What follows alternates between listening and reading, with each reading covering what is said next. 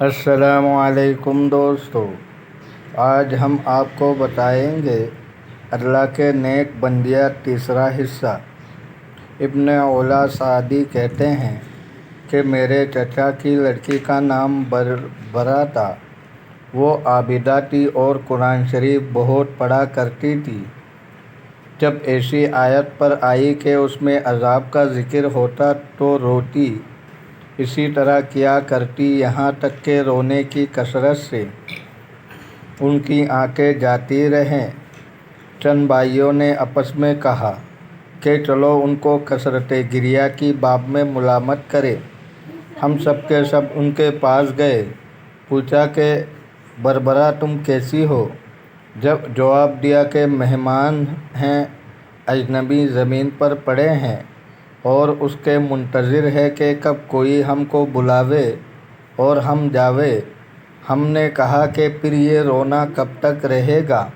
آنکھیں تو جاتی رہی۔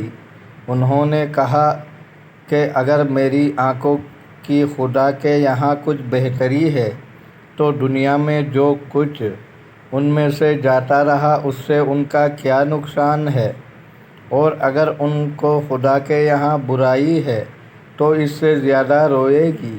یہ کہہ کر منہ پھیر لیا۔ لوگوں نے کہا کہ یہاں سے اٹھ کھڑے ہو، ان کا حال کچھ اور ہی ہے، اپنا سا حال نہیں۔ معاذہ ادویہ رحمۃ اللہ علیہ جب دن نکلتا تو کہتی کہ یہ وہ دن ہے جس میں مروں گی، اور شام تک کچھ نہ کھاتی۔ جب رات ہو جاتی تو کہتی اس رات میں مروں گی، اور صبح تک نماز میں مصروف رہتے۔ ابو سلیمان دارانی رحمۃ اللہ علیہ فرماتے ہیں کہ میں ایک رات حضرت رابعہ رحمۃ اللہ علیہ کے یہاں رہا۔ وہ اپنی محراب میں کھڑی ہوئی اور میں مکان کے ایک گوشے میں، اور صبح تک ہم دونوں کھڑے رہے۔ جب صبح ہوئی تو میں انہیں کہا کہ جس شخص نے ہم کو قوت اس رات میں قائم ہونے کی عنایت فرمایا اس کا شکریہ کیا ہے؟